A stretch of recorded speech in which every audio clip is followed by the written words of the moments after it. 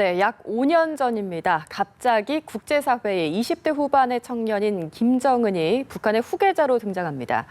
그리고 3년 전 그에게 원수 칭호가 수여됐는데요. 김정은은 그동안의 최고 지도자로서의 면모를 잘 갖췄을까요? 남북 군사실무회담 수석대표를 지낸 문성묵 한국전략문제연구소 전문연구위원 모셨고 또 대통령 리더십연구소의 최진 소장 나와 계십니다. 두 분 모시고 김정은의 리더십에 대해서 점검해 보도록 하겠습니다. 어서 오세요. 네, 안녕하십니까? 네, 오늘 김정은 위원장의 리더십에 대한 이야기 좀 나눠볼 텐데 먼저 좀 짚고 넘어가야 될 부분이 있는 것 같습니다. 이번에 남북 공동위원회 6차 회의가 열렸는데 또 결렬이 되면서 이번에도 역시나 남북 간의 입장차가 있구나 이런 걸 좀 다시 한번 확인한 자리가 아니었나 싶은 생각이 듭니다. 이렇게 되면 개성공단 존폐 논란까지도 생길지도 모른다 이런 우려가 나오고 있던데 이번에 뭐가 문제였습니까? 예, 그렇죠. 이제 개성공단 그 공동위원회 6차 회의가 어제 열렸는데요. 뭐 잘 아시다시피 우리 남북 관계가 경색돼 있고 특히 작년 10월 달에 당국 간 회담이 있었지만 그로부터 근 7개월 동안 당국 간 접촉이라는 게 없었지 않습니까? 그래서 공동위로 보면 1년 1개월 만에 열렸고 당국 간 접촉으로 보면 한 8개월 가까이 만에 이제 접촉이 이루어진 것인데 사실 우리 국민들이나 언론에서 이번 기회를 통해서 뭔가 개성공단 문제뿐만 아니라 뭔가 남북 간의 대화가 재개되는 좀 물꼬가 트이는 계기가 됐으면 좋겠다는 기대가 있었는데 역시 이 굉장히 어렵다 하는 생각이 드네요. 지금 이제 원래 어제 중점 논의되기로 했던 것은 역시 개성공단 북한 근로자의 임금 문제였는데 북한이 이제 일방적으로 인상을 했었고 우리는 개성공단의 임금은 개성공단 자체가 남북 합의에 의해서 만들어진 기구고 이 남북 경협이고 또 역시 임금 문제라든지 모든 문제들은 남북 협의하에 추진돼야 하는 게 이제 남북 합의 사항이기 때문에 합의대로 하자라고 하는 것이 우리 입장이고 북한은 아마 완고한 입장을 보인 것 같아요. 임금 문제는 우리 주권과 관련된 사항이다. 그러면서 거기에 대한 어떤 접점이 이루어지지 못한 것 같고 또 개성공단 공동위원회 원래 취지는 개성공단을 보다 발전적으로 앞으로 확대시키고 특히 국제화라든지 이렇게 되기 위해서는 여러 가지 개선해야 할 점, 특히 통행, 통신, 통관, 소위 삼통이라고 하는 이런 문제가 해결돼야 하는데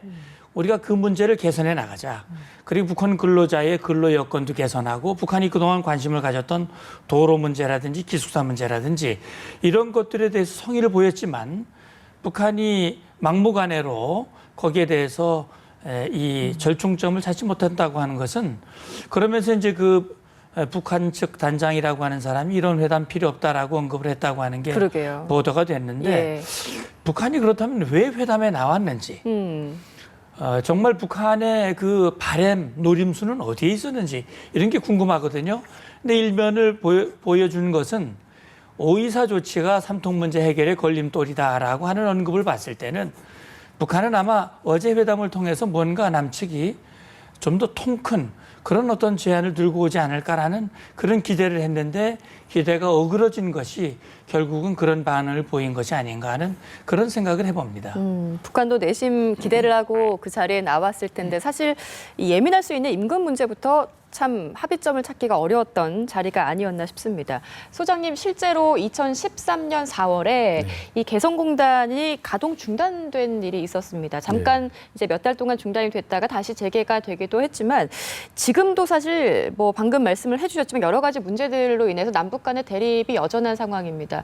글쎄 여기서도 이 남북 각 지도자들의 리더십 문제를 좀 꼽아볼 수 있을까요? 그러니까 개성공단을 보면 남북한 정상의 리더십을 알 수 있다라는 얘기할 정도로 개성공단이 잘 돌아가냐 못 돌아가느냐에 따라서 양측의 지도자들의 어떤 관계 이런 것도 우리가 짐작해 볼 수가 있는데요. 문제는 북한은 개성공단을 남한을 대한민국을 압박하고 협박하고 공갈하는 수단으로 삼는 반면에 우리는 어떻게 해서든지 화해하고 말이죠. 조정하고 북한을 좀 열게 하는 개방하는 그런 수단을 하려고 하기 때문에 똑같은 개성공단 완충지대가 있지만 남쪽과 북쪽이 바라보는 그 정상들이 바라보는 시각은 정반대다. 그리고 하나는 북한은 말이죠. 그 개성공단을 마치 그 관계를 갑을 관계로 생각하는 것 같아요. 자기들이 갑이라고 생각하는 것 같아요. 그래서 자기들이 심술을 부리고 협박함에 따라서 남북 관계 전체를 뒤흔들 수 있다라는 그런 무기로 사용하고 있는 거죠. 이제 그래서 우리나라는 실제로는 이제 을이지만 사실은 아니죠. 그러니까 실제로는 갑이지만 우리 대한민국이 예. 그러나 북한의 그런 갑으로 착각하고는 행동을 우리는 그래도 참고 견디면서 꾸준히 갈 수밖에 없는 그런 참고 인내해야 될 그런 진정한 가외 관계를 네. 계속 유지할 수밖에 없다라고 말씀드리고 싶습니다. 네, 또 하나 그리고 이제 현안 중에 하나가 오는 9월에 서울에서 안보 대화가 열리는데 우리 국방부에서 북한을 초청했습니다. 글쎄 이전에는 이렇게 초청했던 적이 없었고 이번이 처음이라고 하는데 안보 대화라는 게 어떤 성격의 회의입니까? 우선? 이게 이제 서울 안보 대화라고 그러죠. 영어로는 SDD라고 그러는데 네. 서울 디펜스 다이얼로그. 그래서 SDD라고 얘기를 하고 예. 이게 이제 2012년에 1회 대회를 했기 때문에 예. 이번은 이제 네 번째입니다. 그리고 북한을 초청한 것은 이번이 처음이죠.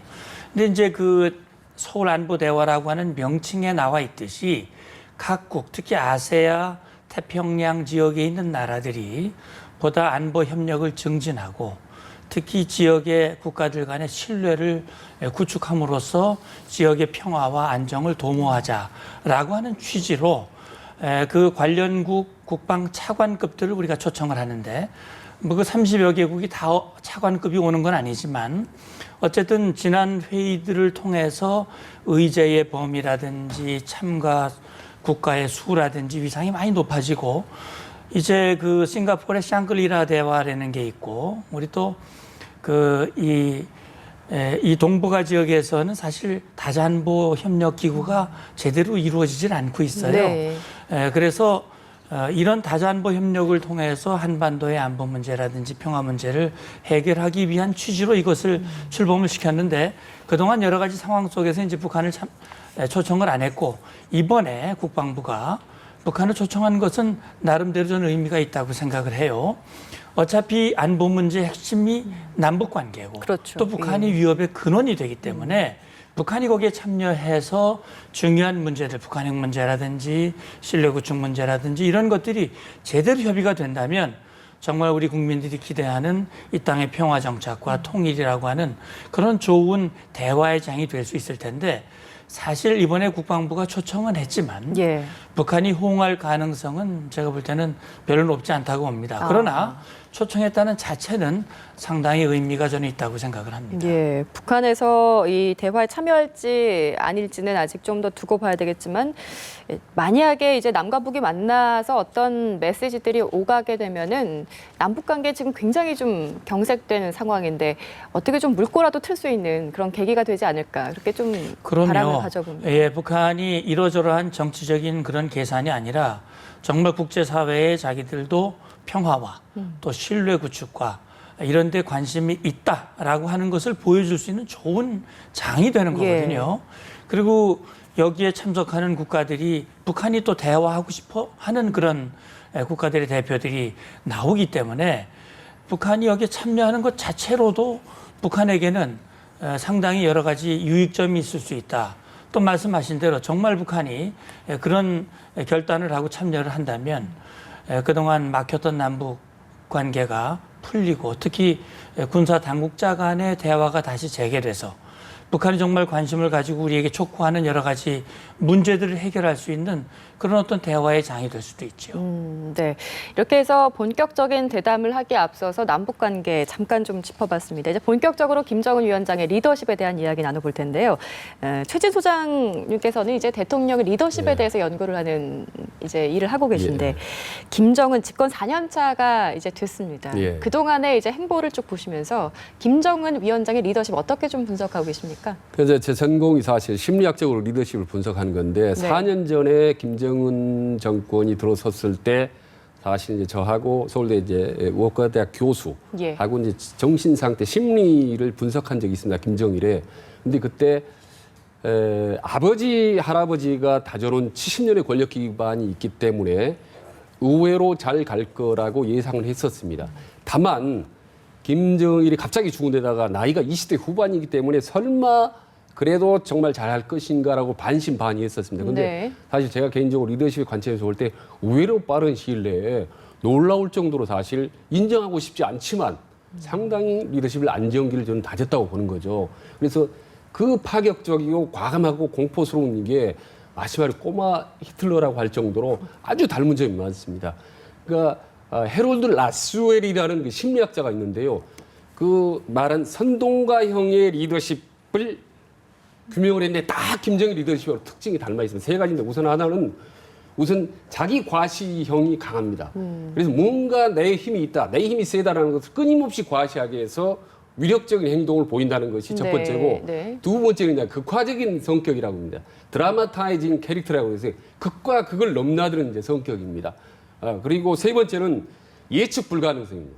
본인이 어디로 갈지 모르기 때문에 완전히 이게 럭비공처럼 어디로 튈지 모른다. 그래서 우리 이제 국정원이나 이제 관계자들은 도대체 김정은의 리더십은 예측이 불가능하다라고 하는데 그게 리더십 특징입니다. 그러니까 그 자체를 알 수 없는 럭비공 리더십이라는 걸 그대로 인정을 하고 우리가 거기에 대응해야 되는 건데 다행스럽게도 우리 이 라스웰이 얘기하는 선동가형에 반대되는 리더십인데 행정가형이라고 있는데 예. 박근혜 대통령이 행정가형 스타일입니다. 그렇군요. 그래서 원리 원칙을 중시하는 행정가형 리더십이기 때문에 정반대되는 리더십이죠. 그러니까 행정의 리더십의 특징이 원칙을 중시하면서 그대로 일관성 있게 밀고 가면 되는 거거든요. 그러면 선동가형 리더십이 가장 꼼짝을 못하는 겁니다.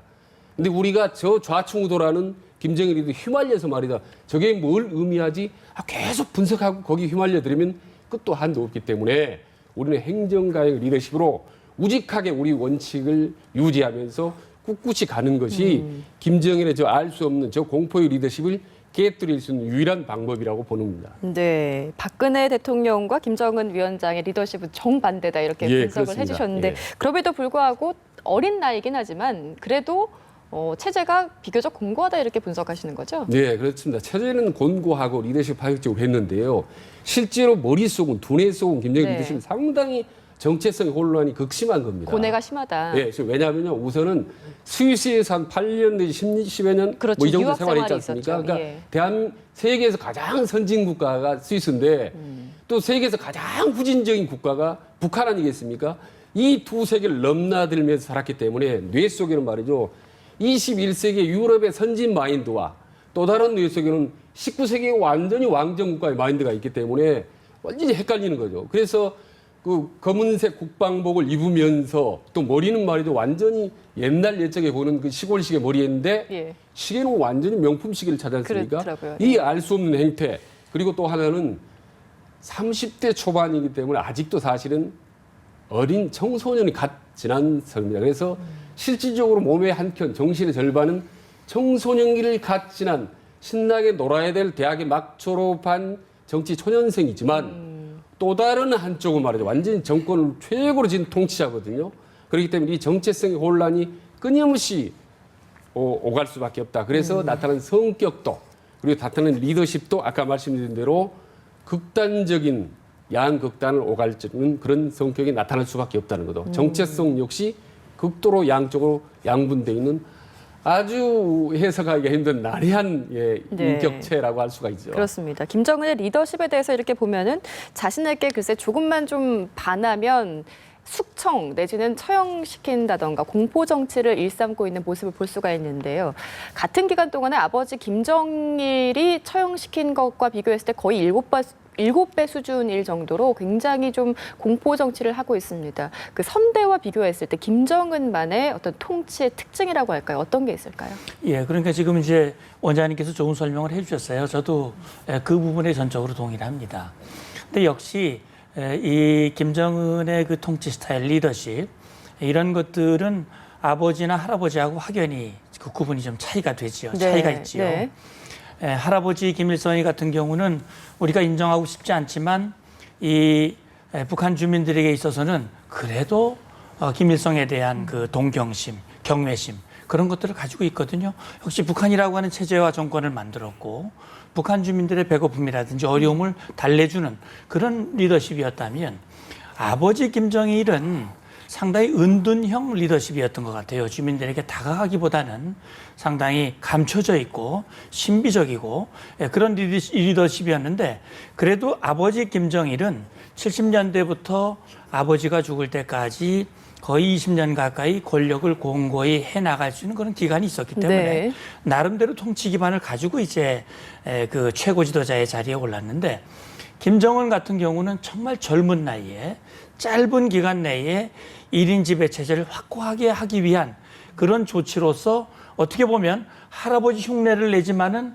아버지나 할아버지보다는 훨씬 더 흉악한 그런 행동을 하는 네. 짧은 기간 내에 자기의 그 모습을 명확하게 드러내기 위한 그런 스타일을 보이고 있는데 아직은 이제 4년 정도밖에 되지 않았기 때문에 김정은의 통치 스타일이 이거다라고 단정지어서 말하기는 아마 어려울 거예요. 그러나 이제 지금까지 말씀하신 대로 권력이 만약에 안정되고 안정된 상태를 어느 정도 유지한다면 아마 김정은으로서도 뭔가 주민들의 마음을 얻기 위한 새로운 어떤 조치를 시도할 가능성이 있는데 내외적인 환경이 과연 김정은의 계산대로 그렇게 따라주느냐 하는 것이 중요한 변수가 될 수 있겠죠. 김정은의 이제 특징이라고 하면 또 한 가지가 어떤 이슈가 터지게 되면 여기에 대해서 언론을 통해서 굉장히 좀 발빠르게, 그러니까 즉각적으로 대응하는 모습을 볼 수가 있습니다. 이런 것들이 좀 예전의 북한의 모습과는 좀 달라진 부분 같은데 좀 어떻게 보셨습니까? 이런 부분은? 이거 아까 문 의원님 지적하다시피 김정일 같은 경우는 이제 은둔과 광폭을 사실 이제 병행하면서 네. 하는 반면에 김정은 같은 경우는 상당히 이제 광폭 행동 일방적으로 하죠. 은둔을 상당히 하지 않는 이제 적극적인 상태인데 아버지 김정일도 사실 보면요. 김정은이라 보면 상당히 이 어렸을 때부터 권력자이면서 아주 외향적인 스타일의 특징이 속도 과항의 특징이 있습니다. 그래서 아버지 김정일도 수상스키라든지 승마라든지 말이죠. 고속되는 버스라든지 이런 거를 아주 차, 질주 이런 걸 즐겼거든요. 근데 김정은 같은 경우도 보면 상당히 즉흥적이고 미사일 쏘는 거라 보면 즉흥적인 건데 보면 이제 TV 출연해서도 말투를 보면 상당히 빠른 속도로 즉흥적으로 표현합니다. 근데 예. 이런 즉흥적인 속도 과항의 태도들이 결코 좋은 영향은 끼쳐올 수 없지만은 그런 악화된 상황, 사태가 확산되는 이 자체를 오히려 즐기는 스타일인 거죠. 그래서 본인의 존재감을 나타내고 본인이 살아있고 내가 왕이다는 일종의 심리학적으로는 빅맨 컴플렉스라는 게 있습니다. 네. 내가 영웅이기 때문에 나는 무슨 짓을 해도 뭘 할 수도 있고 그게 자랑스럽고 그게 용인 될 수 있고 통할 수 있다라는 그런 빅맨 컴플렉스에 이제 강력하게 사로잡힌 사람이라고 볼 수 있죠. 그렇습니다. 그 초반에 이제 집권 초반에는 할아버지 흉내를 막 내고 하더니 지금은 보면은 뭐 좀 그 색깔 빼기, 그러니까 선대 그늘에서 좀 벗어나서 홀로서기 하는 모습을 많이 볼 수가 있습니다. 예를 들어서 뭐 김밀성 같은 경우에는 주체 사상이고 김정일이 선군 정치라고 본다면 김정은 위원장이 구축할 어떤 사상이라고 할까 이런 것들은 어떻게 좀 예상해 볼 수 있겠습니까? 예, 최근에 이제 김정은이가 그 북한 매체를 통해서 보여주는 모습들이 과거에 뭐 북한에서는 그 초상이라고 얘기를 하죠. 네. 배지라고 얘기하는 예. 그걸 달지 않고 이제 나오는 것이 역시 이제는 4년 차에 이제 들어서서 뭔가 그 권력의 기반이 어느 정도 다져졌다. 이제 안정기에 어느 정도 접어들었다. 이제 자신감이 생겼다. 따라서 아버지, 할아버지의 후광으로부터 이제 조금씩 벗어나서 자기식의 어떤 통치를 시도하려고 하는 그런 모습이 아니냐 하는 생각이 드는데 말씀하셨듯이 할아버지가 주체 사상, 아버지는 선군 사상 이걸 했다면 김정은이는 과연 어떤 명칭의 노선이나 사상을 할 것인가? 역시 지금까지 나타난 바로는 김정은이가 집권한 이후에 내세운 것이 바로 이제 경제 핵 병진 노선이라는 말이죠. 네. 사실은 아버지, 할아버지 때에 이제 국방력을 강화하고 핵이라고 하는 무기를 손에 쥐었는데 그 과정에서 주민들의 허리를 졸라매고 경제적인 어려움이라고 하는 네. 그런 교통을 겪고 있다는 말이죠. 이제는 자기가 핵 국도 강화시키면서 경제 분야에서도 발전시킬 수 있는 뭔가 김정은만의 독특한 노선과 사상을 뭔가 연구하면서 결정적인 시기에 예를 들어서 뭐 이번 10월 10일 당 창건 70주년이라든지 네. 이런 계기를 통해서 뭔가 그걸 드러내려고 하는 그런 구상과 계산을 하고 있을지 주목해 봐야 될 것 같습니다. 그렇습니다. 마지막으로 소장님, 대통령 리더십을 이제 연구하는 학자신데 김정은의 그간의 3년 6개월 정도의 이제 행보를 봤을 때 어떤 점들을 좀 보완해야 된다고 보시는지, 그리고 이대로라면 어떤 지도자로 성장할 것으로 예상을 하십니까? 모두 말씀드렸다시피 정말 예측할 수 없는 그런 이제 선동가형 리더십인데 네. 4년 만에 상당히 지금 선동가형 어떤 뿌리를 내린 건데 이게 경험을 쌓고 5년, 7년, 8년 가면 말이죠. 이게 정말 무서운 괴물을 능가할 정도로 예. 엄청난 무시무시한 리더십을 갖는 사람이 될 수밖에 없다. 근데 제일 필요한 게 안정성입니다. 리더십에. 김정은 찾아야 될 걸. 국내 관계라든지 남한의 문제라든지 주변 장세를 차분하게 볼 수 있는 이 안정적인 리더십입니다. 네. 조급하기 때문에 뭔가 빠른 시일 내에 뭔가 하려고 하는 서두르기 때문에 여러 가지 불협화음이 생기거든요. 근데 이 김정일 리더십을 스스로 교정하고 바꿀 가능성은 매우 낮다고 봅니다. 오히려 우리 대한민국이 우리 지도자와 우리 남한의 정부가 우리 대한민국 정부가 아까 말씀드린 안정적이고 흔들리지 않게 우직하게 뚝심처럼 무속불처럼 나가면 결국은 북한의 문제도 당황하고 결국 우리 페이스, 우리 흐름대로 따라오지 않을까. 결국 우리 하기 나름이다. 우리 대한민국가 우리 지도자와 우리 국민들이 하기 나름에 따라서 김정일에서 알 수 없는 럭비코 같은 저 불똥 튀는 극화적인 리더십, 저 선동가형 리더십을 바로잡을 수 있다. 그렇게 봅니다. 우리의 대북 정책이나 역량이 더 중요해지는 시점인 것 같습니다. 네, 이렇게 해서 한국전략문제연구소의 문성묵 전문연구위원 그리고 최진 대통령 리더십 연구소장과 함께 이야기 나눠봤습니다. 오늘 말씀 고맙습니다. 감사합니다. 감사합니다.